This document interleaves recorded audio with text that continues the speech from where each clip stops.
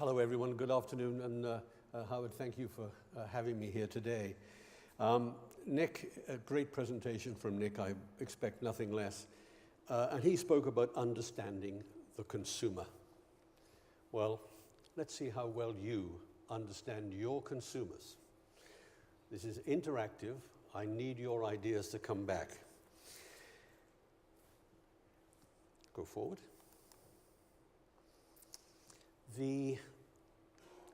One of the top late night shows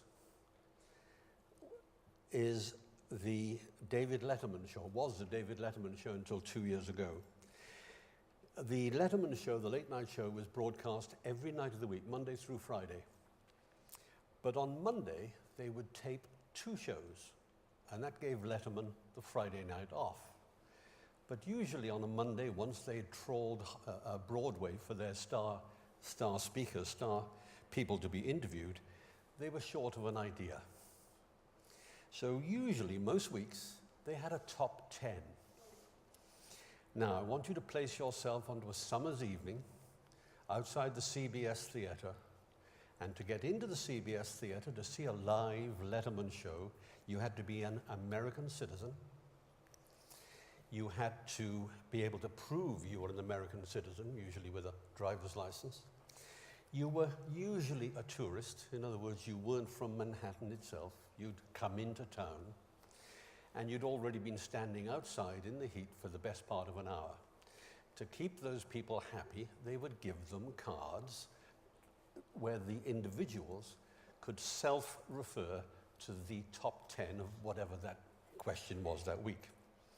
And the week's question was, what are the top 10 inventions which have changed mankind?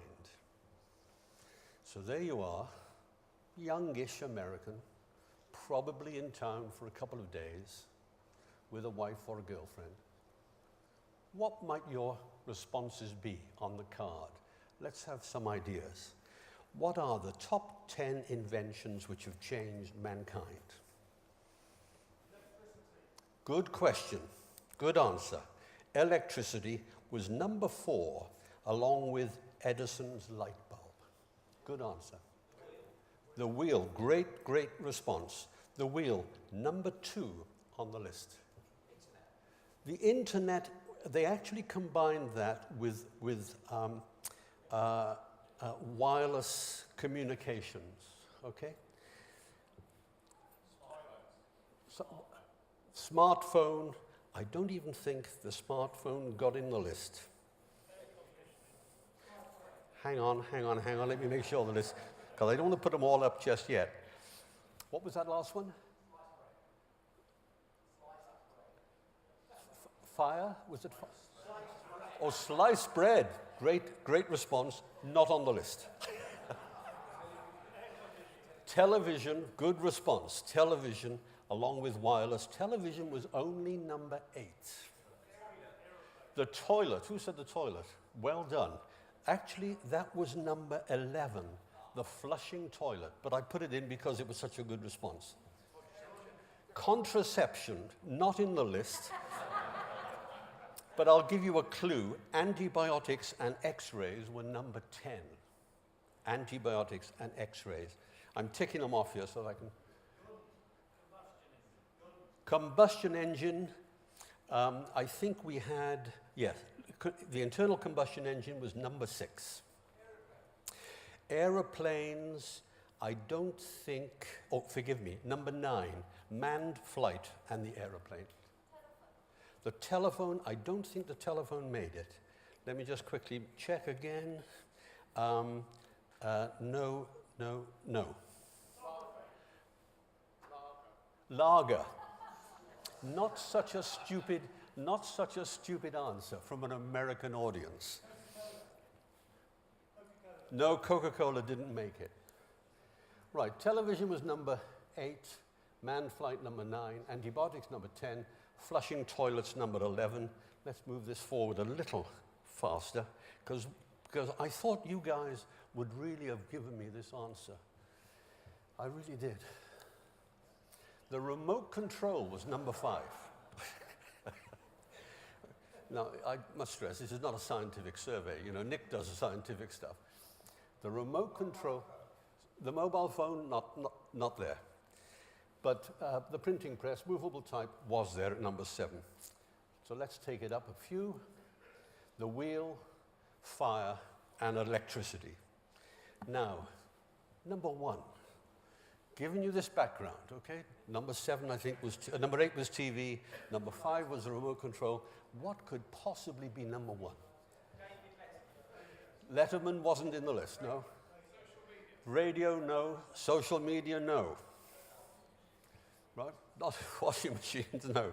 No, they all had their wives to do that. You, this is the audience we have. The number one choice by an audience of youngish Americans was the insulated can holder. And this is how people, you know, many people watch TV, perhaps not so much in this country. You know, it's Monday night football, Sunday afternoon sports game, can of beer. Who said the can of beer? You said the lager, yeah. With the insulated can holder. Now, how many of you are supplying insulated can holders to your customers?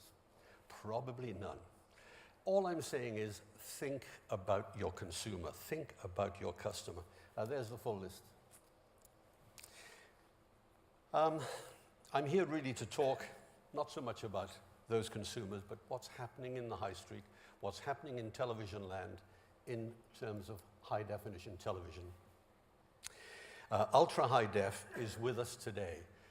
Anyone see the natural history program, what was it called? The Wild West on Sunday evening. BBC 2, I think, 8 o'clock, 9 o'clock. I urge you to go home and watch it, you know, download it on the iPlayer and watch it. It was a great natural history show produced by Mike Gunton down in Bristol with the Natural History Unit of the BBC. Every foot of it shot in ultra high definition. And remarkably, it comes through on an ordinary HD set. It really looked sharp, sparkling, compelling television. It's also a good natural history show. But that's one of the big problems we have at the moment. Content is there, it is being made, but it's not coming onto our screens just yet as 4K material. Unless you have a Netflix or an Amazon Prime. Here's a list. I don't know how clear it is. This is from SES about a month ago.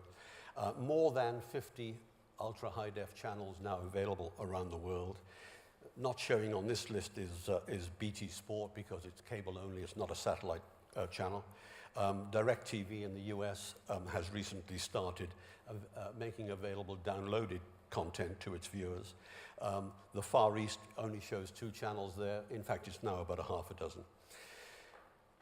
The 2025 estimate by a Paris-based specialty consultancy is that by 2025 there'll be something like 800 UHD channels on air. And most of the channels that we know and love today in high def, from the likes of Sky, will be ultra high def. There are literally, Sky is literally, I think there's a couple of people from Sky in the room. They can perhaps put a hand up and comment if they want. But soccer is the backbone of Sky and Sky's viewers. They are now capturing or beginning to capture soccer in ultra high def. So 57 channels on air globally, 26 carried by SES alone. More European channels coming. I've mentioned Sky here, Sky Germany, Sky Italia, Canal Plus, and I say here the BBC. The BBC is capturing a huge amount of material in ultra high def, as is some of the high-end ITV material. They've started showing the trailers for Planet Earth 2, which I'll show you a slide from in a moment. That's totally captured, been 3 years in the making, totally captured in ultra high definition. Some of us hope, and I'm sure it's important to you in the retail trade, some of us hope that the content that they are now making in ultra-high definition will be available, even if it's only downloadable on an iPlayer. But next June, Wimbledon will be a near total UHD experience because of their commitments to send footage across to people like Japan. The probability of the BBC starting a UHD service next June is very high. Nobody will go on the record and confirm it, but it's very high. Wimbledon starts on that Monday in June, usually goes through for a couple of weeks, kicking off at about 2 o'clock in the afternoon, going right through till 9. That's a great way of filling BBC Two airtime with 4K with ultra-high def. It's then quite easy to add to that material through a summer of sport and going on thereafter. So all I say to you is be aware that it's coming. And the news that we've been covering, this was just 1 week of very positive, very upbeat news about the launches of 4K and the commitment to 4K is just about everywhere. But what can we watch today? We can watch today House of Cards, Breaking Bad, Better Call Saul, both from Netflix. You could watch The Blacklist on Sky Living in high def, but it's in 4K on Netflix. Marco Polo, Netflix. Man in the High Castle, Amazon Prime. Designated Survivor. Anyone seen those? Great show with Kiefer Sutherland. Now on to episode 3 on Netflix. The Grand Tour, of course, Clarkson, Hammond and May goes live in about a month, 3 weeks from now, in ultra-high definition. And the post-production is being carried out by The Farm here in central London, post-production house. And the head of The Farm, who's turned out some beautiful work over the years, says this is the best show they have ever post-produced, entirely in ultra-high definition.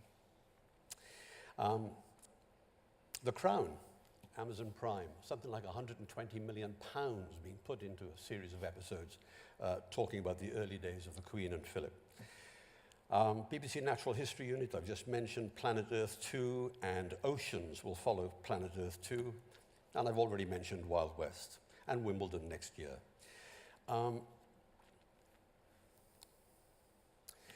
This is James Spader, star of The Blacklist. Anyone watch this show? It's a good show. Sony down at Weybridge did a demo a month or 2 back for high-end custom installers.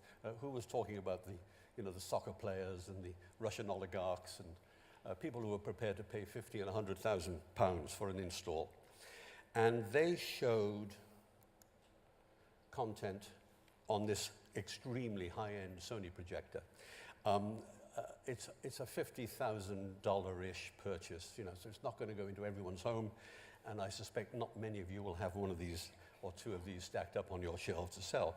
But that's what they use to showcase this particular clip. And the clip, which I can't show here with this equipment, but I can explain it to you. We were a little closer to a larger screen than this. We are about maybe 12 foot, 15 foot away from the screen.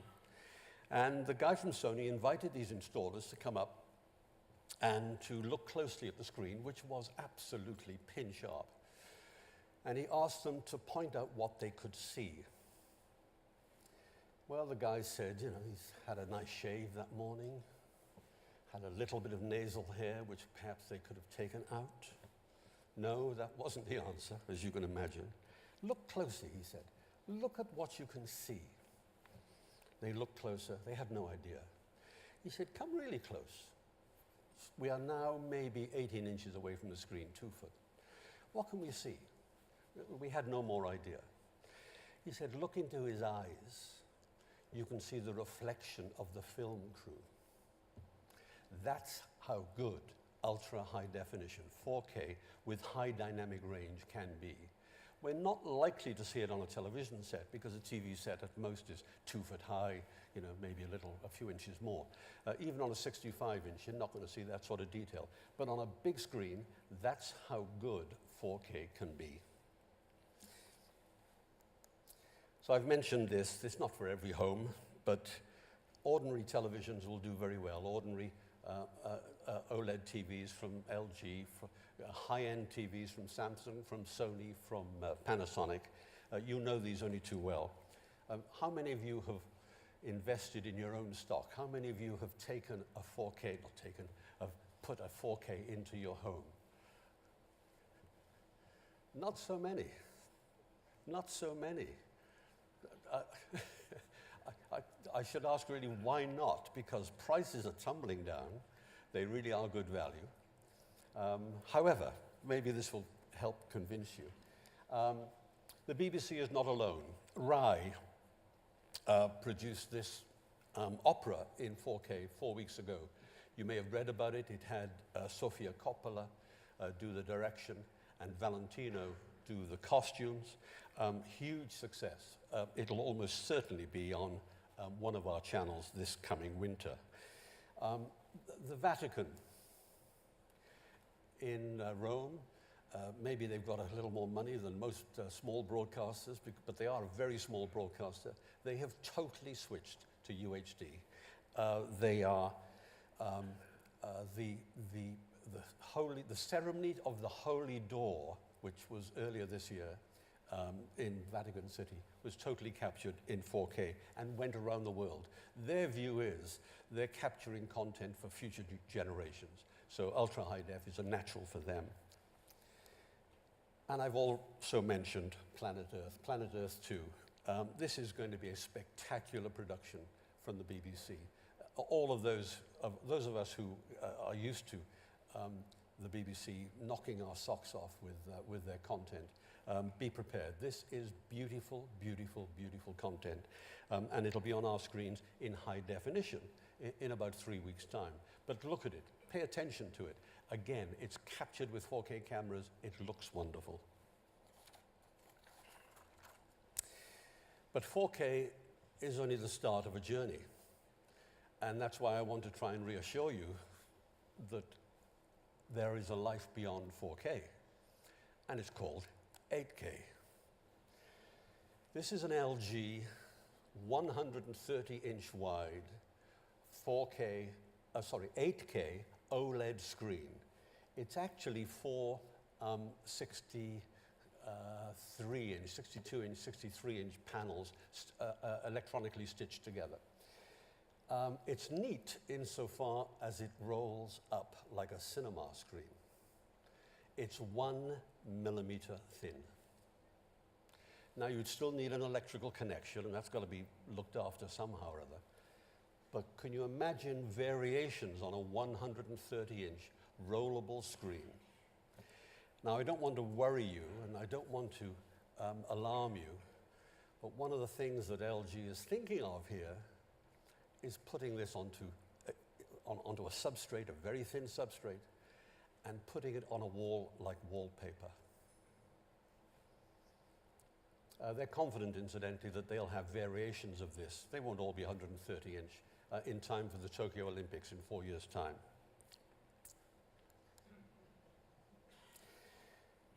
Next Monday afternoon in Cannes, NHK, the Japanese public broadcaster, is showcasing a documentary it has made at the Louvre Museum in Paris in 8K. So 8K, as far as Japan is concerned, and South Korea, is very definitely on the horizon. I don't want to say anything that would in any way damage sales of 4K today. I think you should all invest in your stock and put it at home, put a good set at home. But 8K is coming. Now, will it come to the UK? That'll depend on the likes of Sky. Is the BBC making 8K material with NHK of Japan? It is. That Wild West show that was on television the other night was mostly made in 6K. hence the quality, hence the quality. But meanwhile, there's a good sales life left in 4K and maybe 8K down the line as well. I think that's about my time. Thank you very much. If you have any questions, I'm happy to answer. Any questions?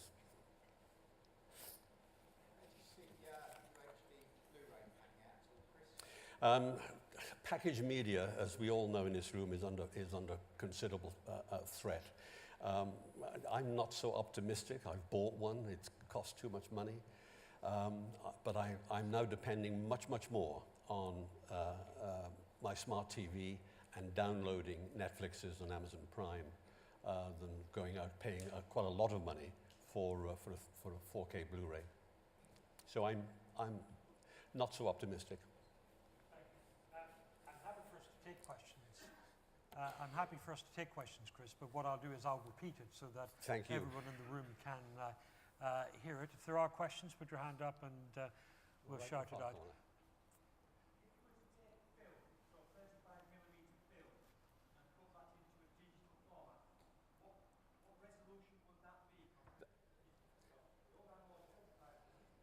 The questions have got to be short, otherwise I'll never remember them. If you take 35mm film, convert it to a digital format, what resolution would it be? And the answer to that is 4K. All 35mm celluloid film, when it's digitized, remastered, it makes beautiful 4K content. And in fact, when Sky start adding movies in 4K to their output, that's what they will be drawing upon. They'll be drawing upon the film archive as well as fresh material in 4K. Hollywood, by and large, has switched over to digital image capture, but the good old 4K celluloid is still fantastic. And if it happens to be 65 or 70mm, you know, the Dr. Zhivagos, the Bridge on the River Kwai, those lovely old films, they make magnificent 4K transfers. This is an echo of one of the themes that we had earlier this morning about how far ahead of general consumer demand can retailers be? Where is the push, where is the pull? Your argument is that retailers can be several steps ahead of their general public because the demand will come. Build it and they will come. I think so, although I'm very conscious for all of the guys in this room as to their own cash flow. How many of you are now selling meaningfully high-def sets, ordinary high-def sets? Anyone, really? Couple? Modest demand? Because I suspect that most of your stores are now showing 4K sets, are now displaying 4K sets. For a whole host of reasons. First of all, they look better. Secondly, they're beautifully thin. You know, my 65-inch, if one person can pick it up, it's not a heavy set. And secondly, there's a margin there. You know, the margin may not be enough, but it's a better margin than on an HD set, I would argue. Okay, thank you very much. You're around during the coffee break. If people have questions, they can approach you. Absolutely. And you won't bite. Good. Thank you, Doctor. Please join me in thanking Chris Forrester.